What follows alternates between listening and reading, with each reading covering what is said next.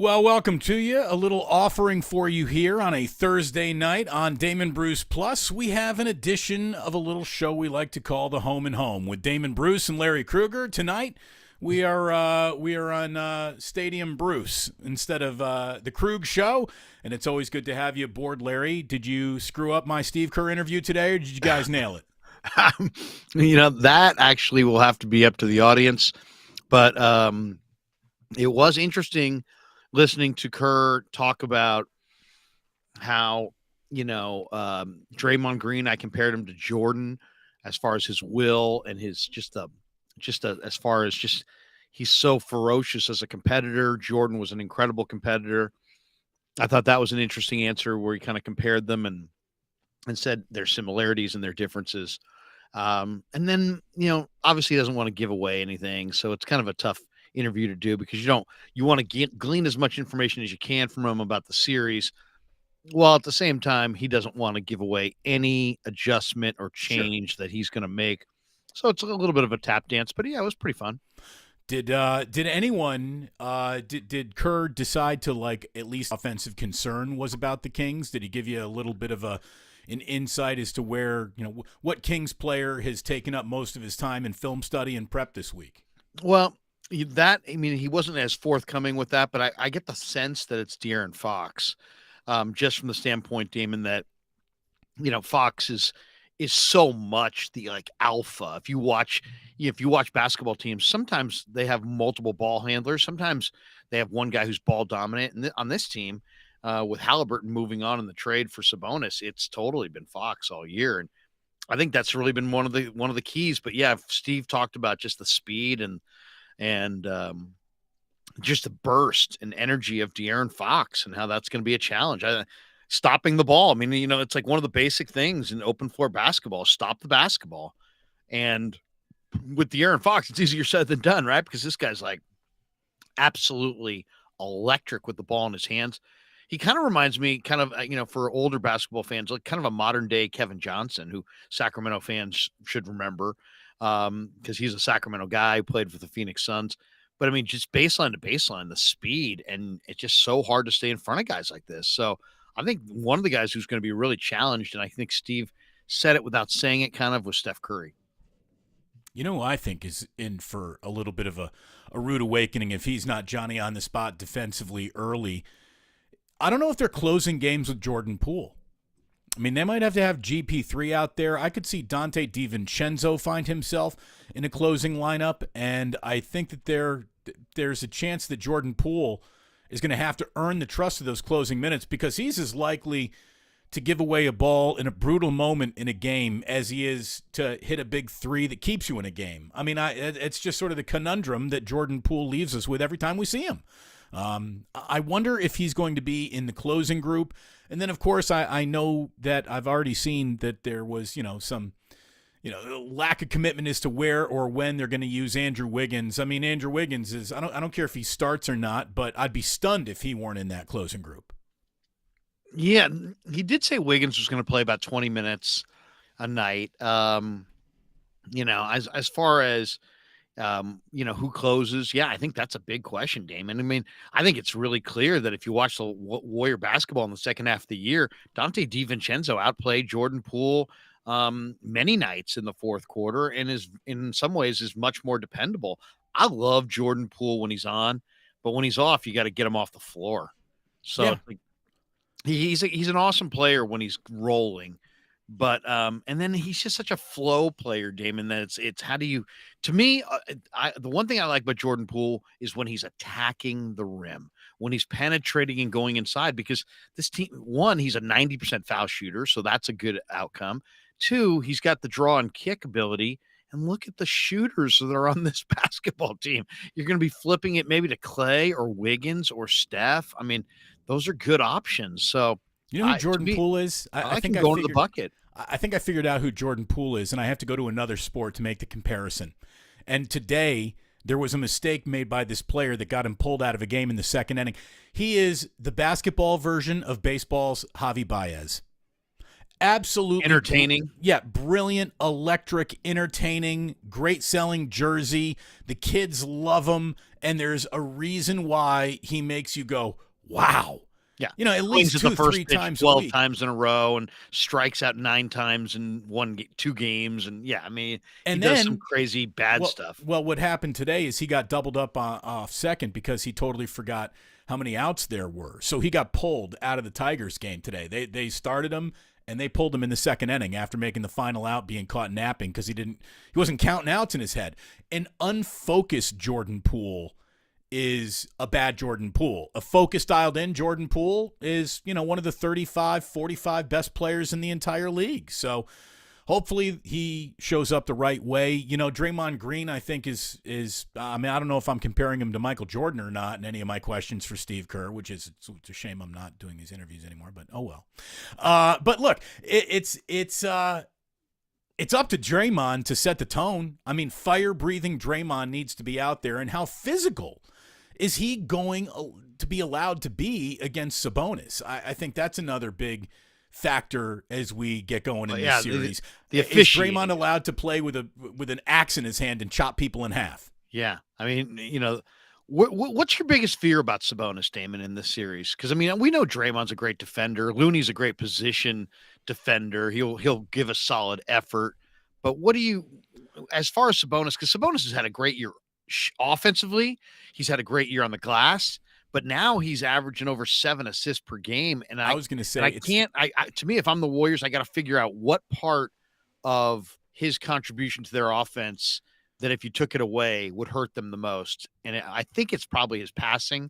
I think to me, how they defend Sabonis is going to be one of the more interesting parts of game one. I agree. Because here's the thing, if he gets to go and get in his kitchen in the low block, it changes the entire flow of the game and how the perimeter defense needs to collapse on him a little bit.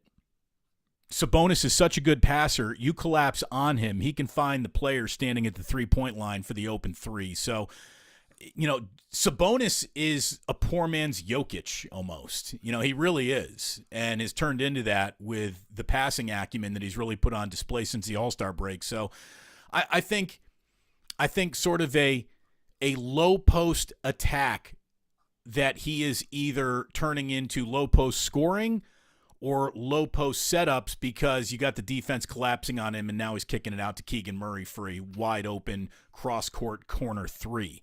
That's what I'm worried about with Sabonis.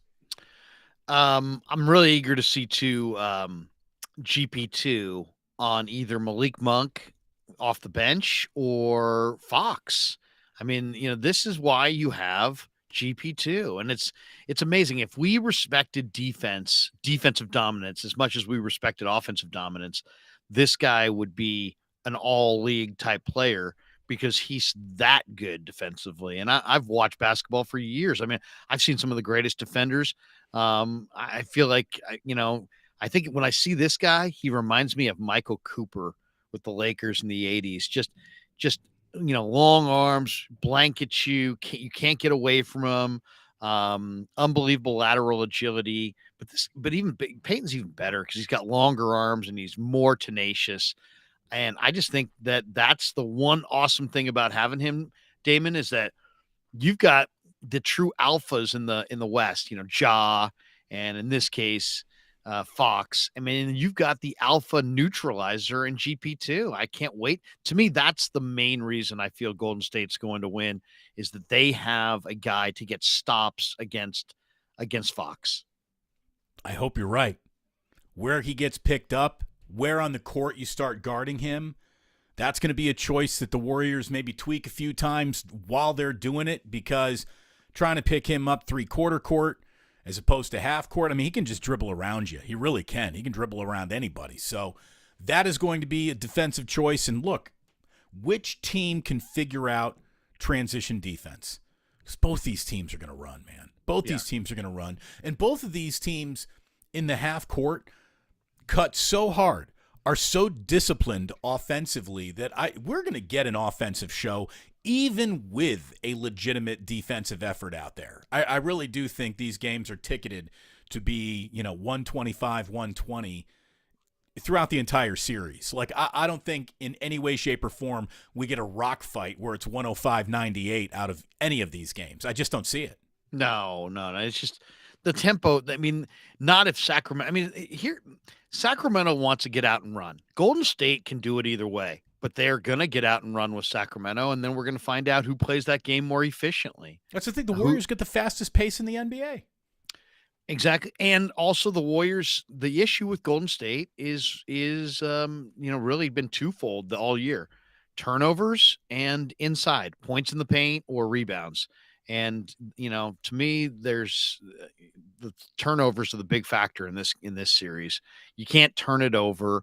And we're going to find out, is the younger, faster legs of Herter and Fox and Monk going to be able to, outduel Peyton and Clay and Steph, Clay and Steph being older. And obviously you got Jordan Poole there, but I'm also eager to see what the other, the huge factor and the one thing that kind of makes this even more intriguing is that, Damon, in basketball, just because you get somebody back doesn't mean that you're better. Sometimes it just changes your mix and sometimes you're worse. So what is the addition after 7 weeks of an absence of Andrew Wiggins going to do to the Warriors' flow and the rest of their ability? I mean, it should, in theory, help them. They're getting another really good player in his prime back, but that's not always the way it works. And so that to me is kind of the intriguing factor is what's the net, difference of Wiggins? It's a good point because it does matter. But to me, Andrew Wiggins is an ultimate, like, where Bayesian blend in type of player. He's not ball dominant. He's not in the corner clapping for the ball hard.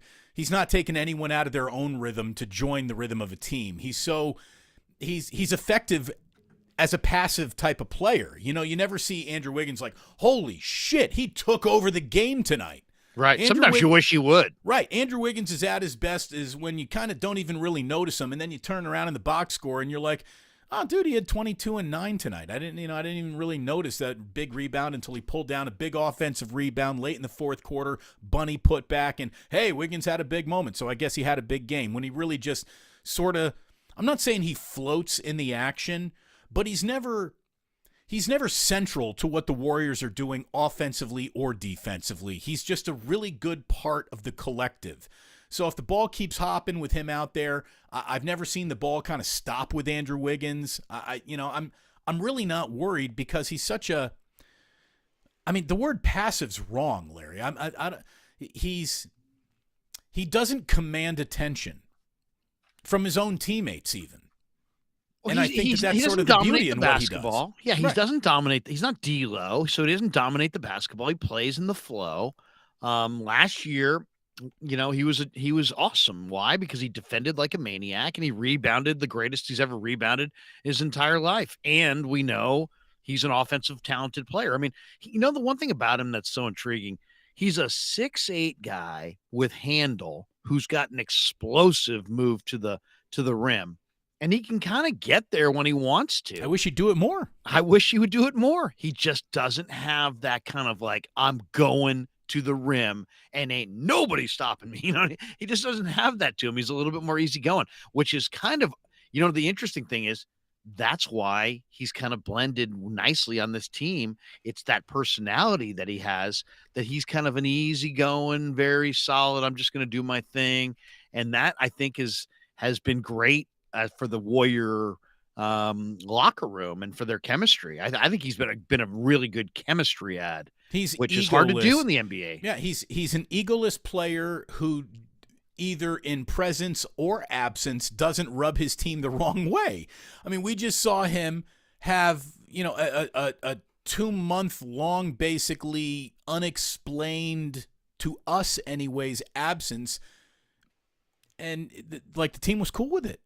So obviously they like him. He fits by not standing out. You can't have much of an ego to play on the Golden State Warriors, but one guy's got to be out there with one and a chip on his shoulder at all times, and that's Draymond. Yeah.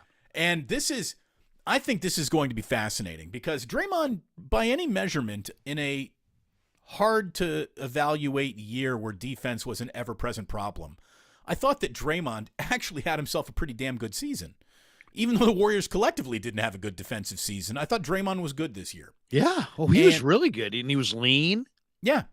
Now, Draymond is going into, what he is dubbed, are you a 16-game player or are you an 82-game player? So it's Draymond season. It is the postseason, and it's the NBA version of a walk year. What is Draymond's future, his contractual situation, his overall, what he does to end his career? Will he be a Warrior? Will he not be a Warrior? Will he come back for 1 year? Will he opt out and search the market? Will he opt out and opt back in with the Warriors? Draymond in a walk postseason, Larry. I'm interested. This guy's got a ton to prove. He plays with the biggest chip on his shoulder in this league. And when he is fire-breathing war daddy Draymond, that's when the Golden State Warriors start to look like the Warriors of olden days. So the motivations for him are all around. Plus, you're going to get this podcast. I mean, Draymond needs that attention on him. He wants it there. And, he's a feast for the senses. There is no doubt about it. So what level of angry at the world, guarding everybody Draymond do we get right from the jump? Because we know when he gets cornered, he turns into I was going to say Wolverine, but he's a Spartan, so he wouldn't like that at all. But, when he gets cornered, he fights back. Even if he shouldn't, he does. It's just his nature. Does he need to get cornered in any way in this series to come out with the boxing gloves on? I hope he is throwing shade and talking shit and just being mean, nasty Draymond to the point where he might punch one of his own assistant coaches. Like that's Draymond at his best. It really is. I mean, in a lot of ways, Draymond is the Warriors leader. We all know it. And he is a ferocious competitor. And that's what fuels Golden State. I think that's going to me, if you were going to say, what is, if you turned on the TV Saturday night, you watch that, what would you see? People who talk about, the playoffs are different than the regular season. Why is it different? How is it different? Draymond is how it's different, because Draymond is going to compete like a madman, and he is going to dial up the intensity and not the vitriol, but he's bringing it. I mean, he is going to compete hard, and it's going to be a noticeable difference from the regular season, and that's what makes him him. And to me, he's obviously he's a Hall of Fame player, but he's some people say he's overrated, that I'm sure there are NBA players that think that he's overrated. I think the opposite. I think he's underrated. I mean, I think he makes winning basketball plays on all areas of the floor at all times. I mean, he's had some problems, cost the team greatly. We all know the stories, but the guy is a genius basketball player, and he's a ferocious competitor, and he's in shape and ready to roll. So, he's going to be, he's like the last guy I'm worried about. He's the guy that I absolutely know is going to fire and play huge. It's odd that ferocious competitors now stick out like sore thumbs in this league. Oh, it's amazing. I mean, he reminds me a lot of people say, who does he remind you of? He reminds me of Bird, because Bird was like this. I mean, he was just a crazy competitor. And that's what and you could feel the will of Larry Bird on the floor, and you could feel the will of Draymond Green. He's a terrific player, man. I mean, these guys do it. They beat you, and they're just like, they beat you. At the end of the day, it's like, how do they beat you? I don't know. I mean, Bird hit threes, Draymond blocks shots, he steals passes. I mean, they just play winning basketball. Comment from the chat from Goat. Says, it's weird. If Draymond played on another team, no one would know him. But on the Warriors, without him, no championships. Well, if he played on another team that was a team of circumstance, he would be a difference maker and might be the difference between that team went to the playoffs or that team went to the finals. I mean, he's that much of a difference maker. But I also, as much as I might pick bones with you on that first half of your point, the second half I completely agree with. I don't know if the Warriors would have a single NBA title without Draymond Green. As a matter of fact, I think he would be harder to replace conceptually than even Klay Thompson was. And we saw, they lost without Klay, but Draymond is so unique to this team's id, like how it sees itself in its own reflection in the mirror when it's ready to take the court for a playoff game. I don't think they win championships without Draymond. Oh, I'm not. They don't. I mean, they don't. I mean, and think about it. People, have missed the Draymond story and how great he's been throughout his career, because it's always tied to who's on your team and what are the circumstances. He played at Michigan State for a Hall of Fame coach who had some epic teams, so people just assume, oh yeah, well, he was on a great team and that's why they went to the Final Four. No, the team he was on sucked. I mean, except for him, and he led them. He's just a terrific winning player. I mean, if you know basketball, I mean, this is a terrific winning player. Just ask yourself this: how many players in the league are both that team's number one rim protector and distributor? And we'll wait on that one. You know what I mean? The answer is LeBron, right? I mean, that would be it. But as far as, is LeBron even a rim protector anymore these days? I don't know. I don't know, but I think he might. Draymond's a true shot blocking rim protector, interior defender, and he's leading. He's sixth in the league in assists or whatever he's got.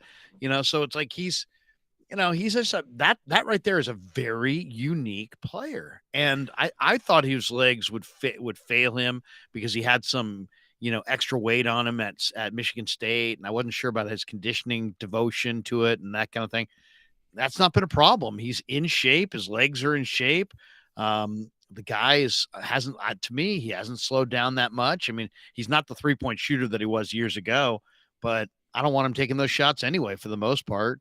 I just love the will and the winning plays and the passes and the defense and on the ball D, low block D. I mean, I really believe that whatever team he was on, they may not win titles because who knows what the surrounding cast would look like, but they'd be a shit ton better than they are now. You put him on the Kings, they'd be way better. You put him on the Lakers, they'd be way better. And by the way, let's not find out what he looks like on the Lakers.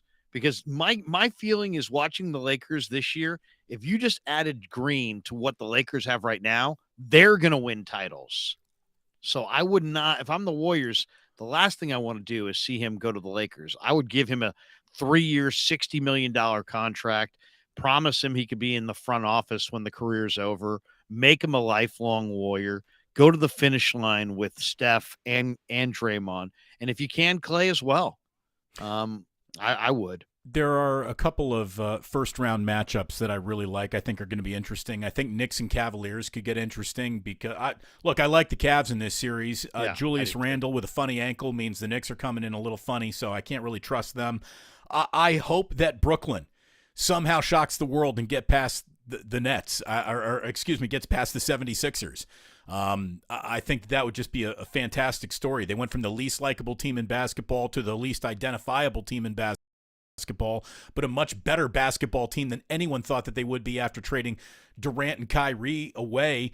I would love to see the 76ers go down and Harden play his last game in a 76ers uniform before he went back to the Houston Rockets because he likes the strip clubs in Houston more than he does in Philadelphia. That to me would be fantastic.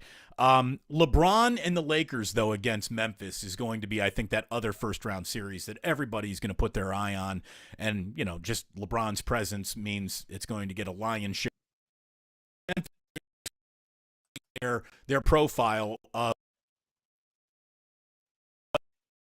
they haven't won it yet, but man, they play with a lot of big chip on their shoulder, and you like them too. No one likes Dylan Brooks, and John Morant lost half the country with all the bullshit that he pulled halfway in the season. I mean, that was ridiculous. So that's going to be interesting, and I feel like the world is kind of rooting Lakers and LeBron for the first time. Like, can the old man do it once again? Maybe one of the reasons, Larry, that I thought that, LeBron is as good offensively as he is at the rank among this postseason, first in points, first in rebounds, first in assists, he's made. And he's third in 3 made, for goodness sakes. So That's kind of an interesting situation. And, dude, like, I was actually rooting for the Lakers and LeBron against the Memphis or the Minnesota Timberwolves the other night. I don't know why. I found myself pulling, really did. Well, maybe you work for the league, right? well, look, there's no doubt they want to sell Warriors Lakers in that second round. Yeah, I mean, I think the Lakers right now, I think that's going to be a great series. I mean, how great is the NBA playoffs? You get Warriors Kings first round and maybe Warriors Lakers in round 2, or even Kings Lakers if it winds up being that way. If the Kings wind up winning, no. But I personally, I don't even, would the Kings get the Lakers if the Kings won? I'm not sure how the. You're kind of glitching a little bit right now. No, people are glitching. I don't know what's going on down here tonight. Well, sometimes, it's funny. Sometimes the thing does glitch a little bit. I will say, the Lakers to me are, they're a scary team.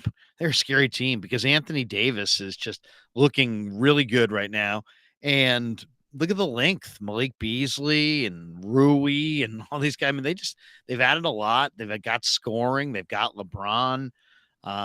Reeves is playing at a really high level. I mean, I don't know, man. The Lakers kind of worry me a little bit. I still think Golden State would be able to beat them. Can they get by Memphis? I think they can. I think they can. I don't think it's going to be easy, but I think that's probably a knockdown, drag out series. But I think the Lakers could get by Memphis, don't you? Yeah, I do. I absolutely do. The Lakers have one of the best records in basketball since the All-Star break. Like, they've been playing. Yeah. Playing well. Better and better. I'm getting accused of having dial-up here. Damon, your AOL account, your Hotmail is not doing well. Yeah, I don't know what's going on. I'm sorry, everyone. Here's what really sucks. So, are you hardwired in right now? Are you hardwired? So I am. We're not on Wi-Fi. I am hardwired into the internet right now. But the problem is, Larry, is the best Wi-Fi that is available, or the best internet that is available, is fiber. You need that fiber cable. The fiber program in San Francisco is growing. I mean, you'd think it'd be better than anywhere, right? Fiber stops 1 block away from my house.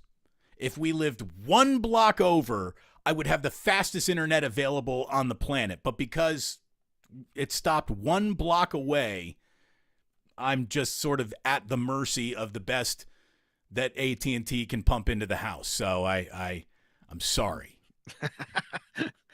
A man comes clean. Much better now. Much better now. Much better now. Everyone's saying it's much better now. Much better now. Well, that's good. It was a little glitchy there for a while. Well, let me tell you, we'll use the glitch as a transition, Larry. Oh, nice. How much more do you hate Max Muncy today than you did even 48 hours ago?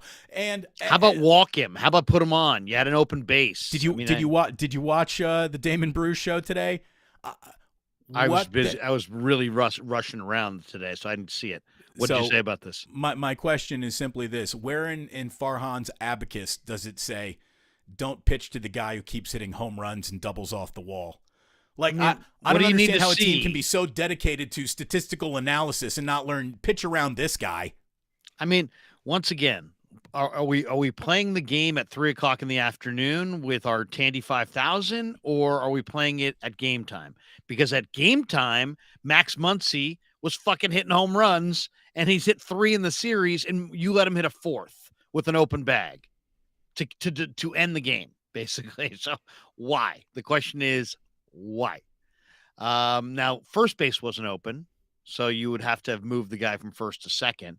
But still, Max Muncy owns you. Max Muncy's going to show up at the next Giants owners meeting. He's going to sit down at the meeting and say, hi, I'm Max. I own you guys. He's a killer. He owns you right now. When Barry Bonds owned other teams, guess what they did? They walked him every chance they could. We saw Buck Showalter walk him with the bases loaded. Play your matchups. And then, once again, Taylor Rodgers. I mean, that was really Taylor Rodgers holding the ball for ball 4 in a key situation. Yeah. My God, throw the ball. I mean, who cares? Throw the ball. I mean, the rules are the rules. I mean, You got the clock right there. It's staring you down. I mean, so I didn't, but to me, to not walk Muncy there, and I don't know how you feel about the Giants overall, but I just like to see them go with some younger guys. I mean, I think it's going to be a long year. I'd rather see them go with some youth. So we'll see. We'll see how it goes over the next few weeks. But my feeling on this team is you're going to see like one group for like a month or two, and then you're going to see a different group. Because I mean, there's the injuries and all the young players that they'll probably at some point call up this year. This is definitely a transition year, and I don't think they'll finish last, but I think they'll finish second to last. Larry, the biggest story in the NFL today, without a doubt, is the pending sale of the Washington Commanders. We'll get there in just a second because Ding Dong, the witch is gone, is basically what everyone is singing about Daniel Snyder looking like he's about to leave the NFL. Having said all that, though, we have a local story that you're going to have to, I think, tell me how much it would really matter if Caserio were to leave Houston and go back to New England, which the rumor is he might be doing that after the draft. Right. Adam Peters, who is basically what's his official title with the 49ers? Assistant GM and player ops, something. Football player personnel. He's Lynch's right-hand man, second in command. How much would it put the 49ers off their mojo if Adam Peters were to walk out of the building? He's a very good evaluator. He's a premier guy. I mean, a lot of people feel like he's going to be the guy that inherits the job from Lynch. He's also a Bay Area guy. So, he came from Denver to the Bay because he was a Niner guy and wanted to be with the Niners. But maybe Lynch wants to stick around and do it long term. And maybe he wants to run his own show. The talk is that, and this is a really interesting story on a bunch of fronts, Damon, because, one, I think that this is Robert Kraft taking back control of his franchise from Bill Belichick Belichick's twilight years, and it just kind of shows at the end, everybody has an end date, right? So well, Belichick is 18 wins away from Don Shula's all-time wins record, and Bob Kraft has come out and said, hey, I'd love to see that happen with the Patriots, but we need to be a playoff team this year. So he sort of said, Bill, we don't expect the Patriots to win 18 games this year. So to pass Don Shula in a Patriots head coaching box, he needs 2 more seasons. And basically Kraft said he's on, you better be back in the playoffs right now. Yeah. I mean, it's, Kraft is almost making it seem like it was Brady that was the key there. But anyway, so Belichick, of course, had feuded with Mac Jones, was unhappy with Mac Jones, and is shopping Mac Jones publicly, or at least has to a bunch of teams, if you believe the reports, because Mac Jones went outside the chain of command and outside the building, complained about Matt Patricia and Joe Judge as offensive coaches. He's probably totally justified to do so because they're not really considered top-tier offensive coaches. Heck, Patricia is a defensive coach. So the players this week have supported Mac Jones.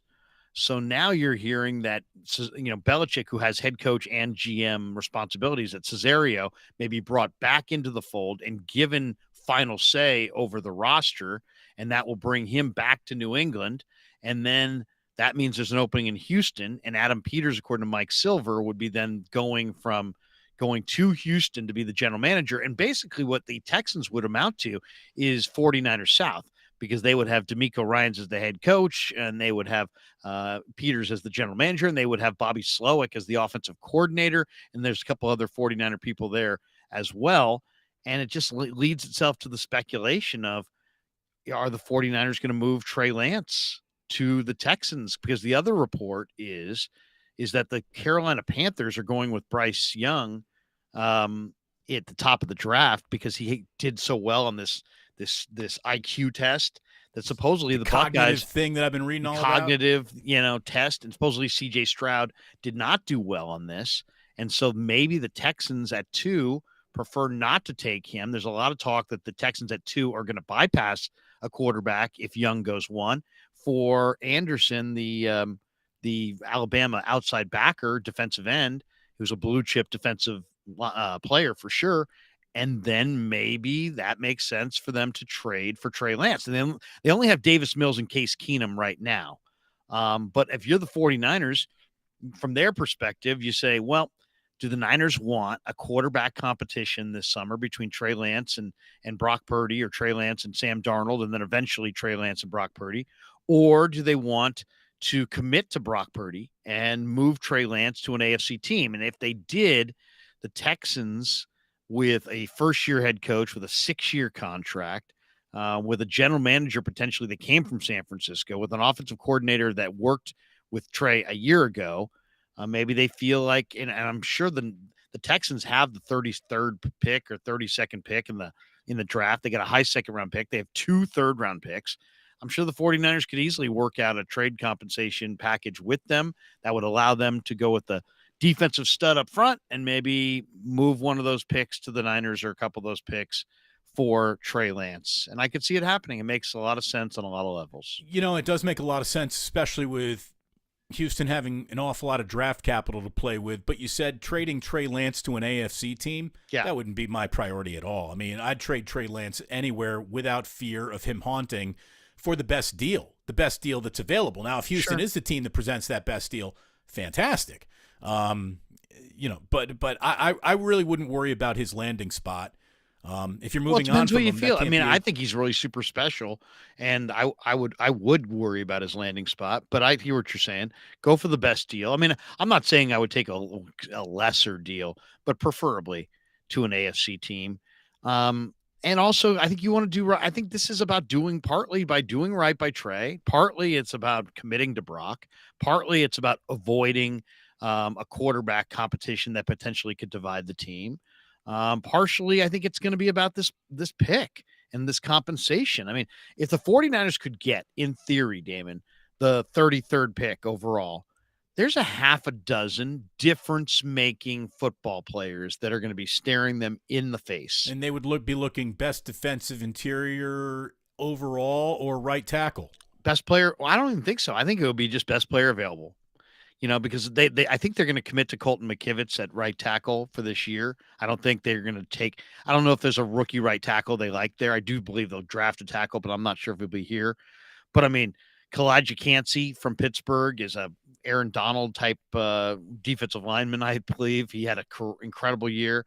He'll be there. Emmanuel Forbes. Oh, Aaron Donald like? Is it just because he went to Pitt, or is he no. about to be one of the 5 greatest defensive linemen of all time? Come on, Aaron Donald. He's That's like saying this quarterback reminds me of Tom Brady. Shut up. No. This guy is an Aaron Donald-like player. He's an undersized player, but he is awesome. I mean, he is electric. He's strong. I mean, nobody's Aaron Donald, of course, but this guy's the same kind of thing. He's 6 feet, 290, and just awesome. I mean, he just had a tremendous year. Defensive player of the year in the conference.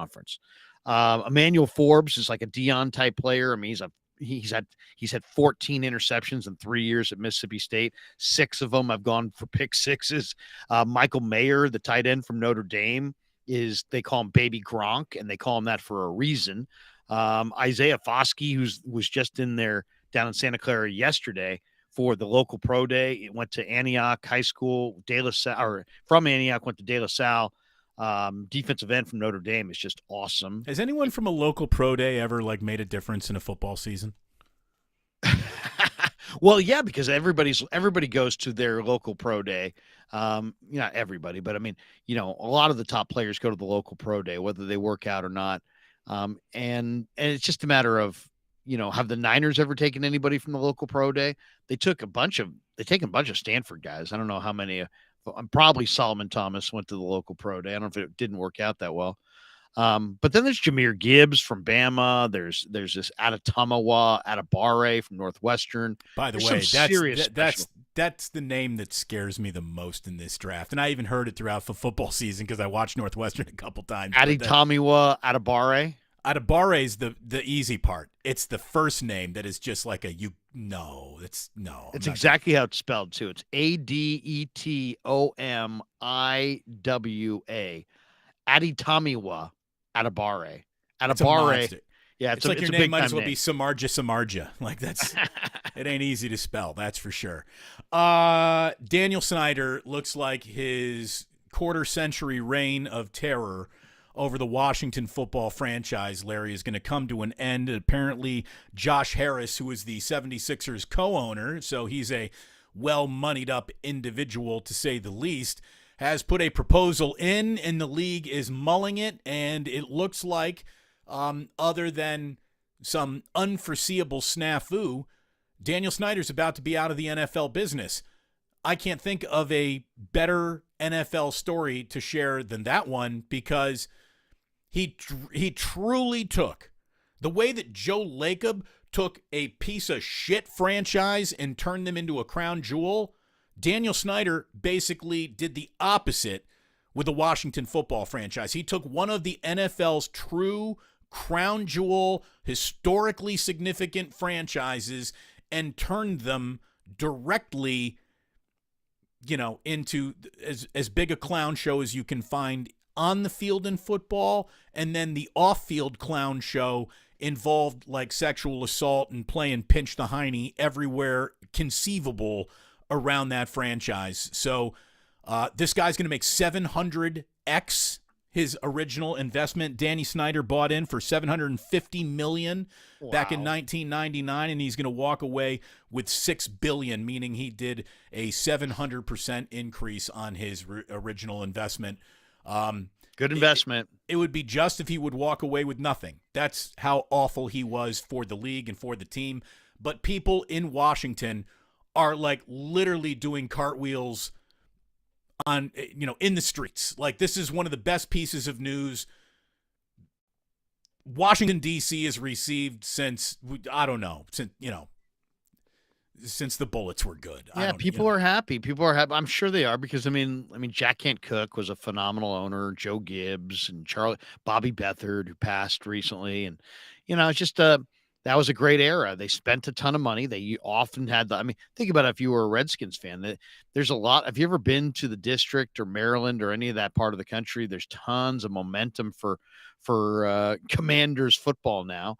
And it's all because of Jack Kent Cooke and Joe Gibbs and, what they built there. I mean, there's no question about it. It was incredible. Bobby Beathard was a phenomenal GM. Joe Gibbs was a great head coach, and they had a stable ownership that was right there. They were the Niners' spending rival back in the day in the 80s. Eddie D, pre-salary cap, the one guy that would go and spend money right there with them was the owner of the Washington Redskins. So, Jack Kent Cooke had deep pockets, and he spent money, and he loved to win, and they had a huge winning equation. Then Schneider takes over, and I just thought he was not a great owner. But then the last 10 years, it's just so many controversies, so many unprofessional practices, so many things that are just bring shame on the league and on the franchise and on the whole city for that matter.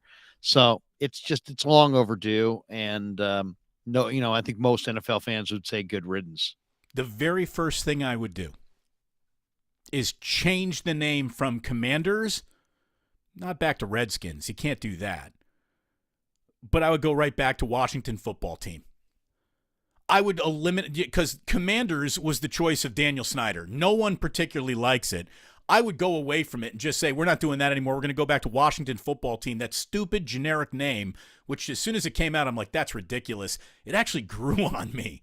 I liked it. I liked the Washington football team. I just thought that was a cool way to go about talking about them. That's how they stood out. And I like I never saw anybody have the balls to do it, but when you're giving your NFC East standings, Cowboys, Giants, Eagles, football team. Like, to me, that just looked cool. If anyone ever did it that way, I would get rid of Commanders. I would get rid of Commanders immediately if I were buying that organization. Well, you see, it happens in business all the time. There's a change in ownership, and there's a change in branding. And oftentimes when people change branding, they're running away from something. And in this case, this would be an ownership group that was worth running away from. So I think in this situation, rebranding actually makes sense. Just to get rid of the Daniel Snyder stink. Yeah. And then, look, Ron Rivera's then immediately on the clock. That's a franchise that when it was run right really mattered. So watching it get run right again would be good for the NFL. Same thing with the Chicago Bears. Watching them actually get their feet underneath them would be a boon for the entire league because that team matters. What do you think of Aaron Rodgers and the New York Jets? I mean, apparently these two teams haven't had any talk in like the last month of Aaron Rodgers here, and it feels like this thing has been sitting in the ether long enough to where any trade of Aaron to the Jets has just as much of a chance to dissolve as it does actually come through now. What do you think of that? Well, if you asked me a week ago, I would have said that I think he'll be consummated at the draft because I think that's kind of the latest I had read on it, that there was a very good chance that no matter how many differences they may have or how many different thoughts they have on it, as far as the actual, trade itself, that it would go down during the draft. Then this week, I'm starting to hear that it may not happen until after the draft. And it makes you wonder if there's a chance that Rodgers would actually just hang it up and retire. And I think that's possible. I think it's possible that he may hang it up. I mean, I thought he was very disappointing this year, to be totally honest. And I thought this was the first year we saw obvious regression. And now what, you're going to sign up to play it behind a bad offensive line on one of the worst turfs in the league, in front of a hostile crowd. I mean, come on, Aaron, you've made a lot of money, buddy. You want to be carted off the MetLife turf? Go for it. Otherwise, I'd call it quits. So I think there's a very good chance he rides off into the sunset. I never understood why it didn't work out for him in Green Bay. I just never understood why he couldn't make it work there, or always played the "they're doing wrong by me" card so loudly and so publicly at all times. He's like one of those guys that, even though he's really talented, he's just tough to be around. You can feel it. It oozes off of It's him. also situational, Damon. I mean, think about it this way. You're trying to do a really good job at whatever you're doing, and then the people that go to support you, instead of actually giving you a tool to help you win, they go get somebody else who potentially could do what you do. And it's like, well, wait a second. Are you trying to help me win? Are you looking beyond me? And if you're looking beyond me, I'd like to look beyond you. It's like, and I think that's a tough thing. I mean, the Packers didn't do a very good job of communicating their game plan and their direction when they drafted Jordan Love, and he's just sitting right there. I think Rodgers is watching the draft, hoping he's going to get himself a this or a that, a great receiver or great weapon of some kind. All of a sudden, here comes, oh, they're drafting my replacement. Now what? I'm supposed to bring this guy along, the guy who's going to replace me. So, I mean, it created an awkwardness, and I just don't think that's necessarily the best way to go about it. And that's what their organization has chosen to do. And I think he kind of pushed back. Also, I think Rodgers is kind of an interesting cat. He's just kind of does his own thing. He's like, seems fiercely independent. And just maybe it's just time for him to move on. But to me, definitely the last couple of years, like when the Niners beat him in the playoffs, it wasn't like, you know what, you're going to have to drag me out of here or we're going to win this game. It was like, I'm going to get rid of the football when I need to get rid of the football. And if I can complete it, great. And if not, I'm not going to he doesn't stand in and like he used to stand in. And when you get to that point, it's like, okay, can you really win if you don't really stand in against the rush and really try to make plays? If you are here tonight on Damon Bruce Plus because you followed Larry in here, why don't you give me a subscribe? Go ahead and hit that like button. Larry and I are doing a home and home, a near nightly back and forth. One night it's on my channel, the next night it's on his. So if you don't want to miss any Larry, go ahead and subscribe to Damon Bruce Plus, the Plus, and you won't miss any of the home and home. You got a fan here, Larry, a gentleman named Mark Hope, and he says, Larry and Damon, let's go. Larry actually needs a little barbecue and a good night's sleep. He's been working and grinding all day. His day's not even done, though. I saw that you have something scheduled for 8:30. What are you doing over on the Krug channel at 8:30? Jordan Elliott is going to stop by, and we're going to talk a little bit about this rumor from that we already kind of addressed a little bit. There's a couple different things out today. One, there's a guy from Yahoo who's saying that he believes the 49ers will if you offer a second round pick, that you could get Trey Lance. And then we're going to talk a little bit about the Texans and what's going on with the Texans and Nick Caserio and Adam Peters situation, and the top of the draft, and Trey Lance and how it all works together. So we'll hit on that, and then I'll hit on some of the different angles on it. So yeah, coming up at 8:30, bottom of the hour. By the way, we are serving the people here. Modular Mammoth says, nothing much at all sports-wise tonight on TV. Thank goodness for the Plus and Larry. So we bring these two entities together. It's a good time. Let me just wrap up with this, and I know you got to get going. You do need I'm guessing, a bathroom break between now and your next 9-hour program that you'll be hosting on your channel. It's gonna be just a quick hour tonight. Quick hour. Let's talk a little running back value, and we have two interesting different ways to talk about it. Okay. We have the value that the New York Giants are considering as they want a franchise tag. They don't quite know what to do with Saquon Barkley, so there's the value of an already established pro who can dominate at the highest level. And then there is, Bijan Robinson, the kid from Texas, who is very likely a first-round talent if anyone wants to still allow a first-round grade to fall on the shoulder pads of a running back. And there is a big movement in football that says that's no longer a valuable thing to do. Here's the way I look at it, Larry. If it's the right player, taking the right player in the first round is always a good move. And if you think you got a stud running back, you're going to want him on that rookie deal before the NFL beats him up. It's the second contract that I think is always a little harder to evaluate.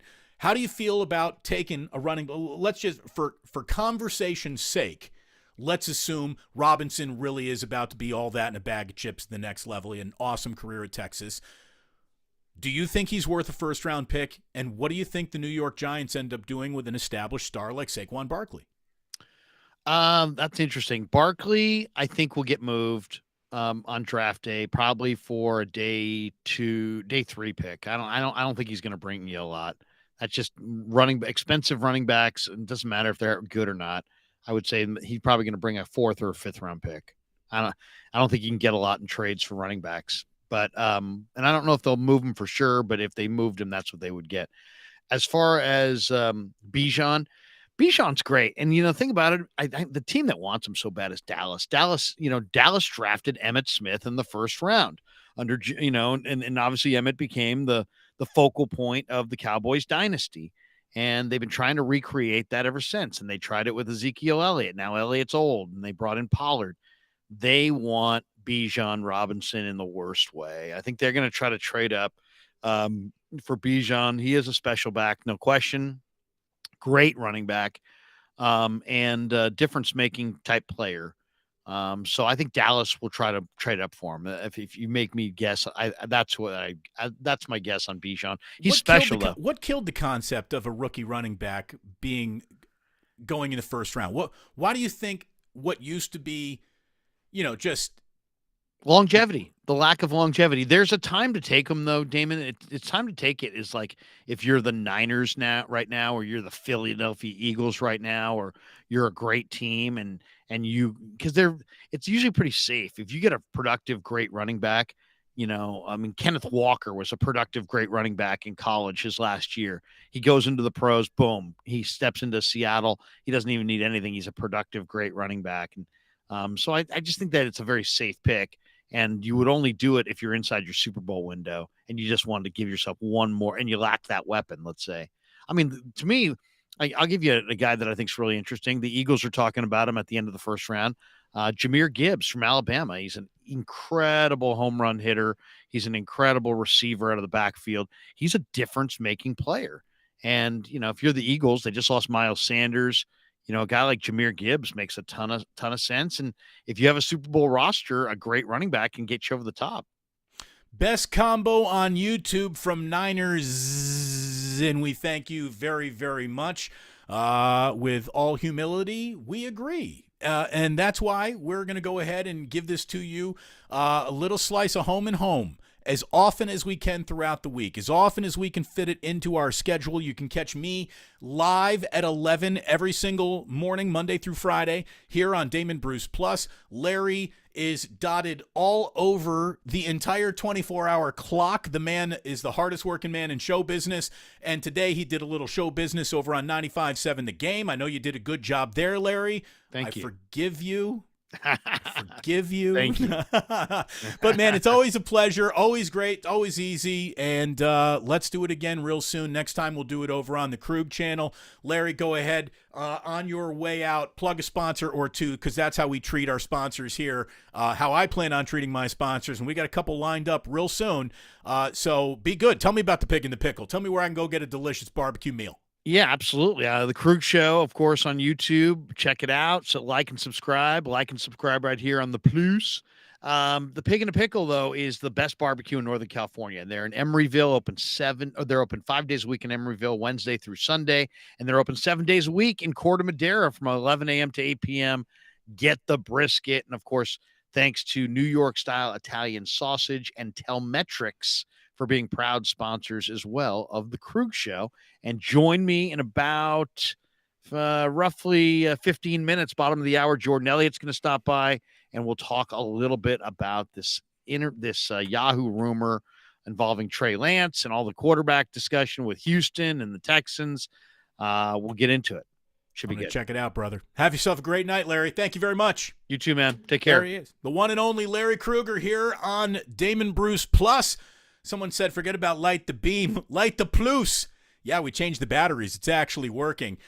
Somebody said, Damon, I love a 15-minute opening monologue from you, man. When can we go ahead and get it? I missed it tonight. Well, here's the deal. This is from King Drew.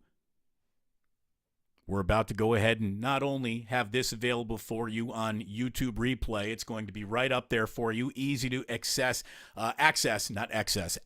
any single time you want. It's easy to find, and we always take the audio of what we do and throw it on over on the podcast.